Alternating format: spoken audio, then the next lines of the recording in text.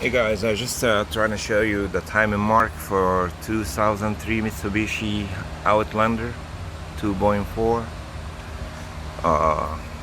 The cam one. See this dot right here? That's gonna match with this one right there.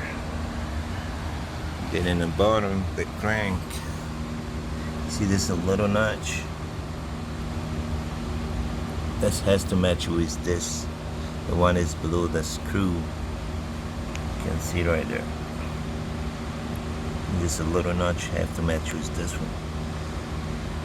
And also the engine balancer belt. I believe this is the oil pump belt.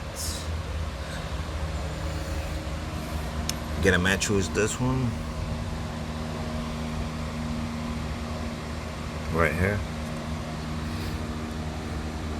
Goes to the crank.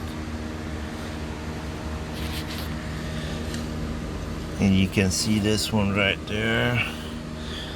I think the mark for this one has to be here. I just need to, when I do the new timing, I will turn this one to this spot right there to match it. That's it. Thanks for looking.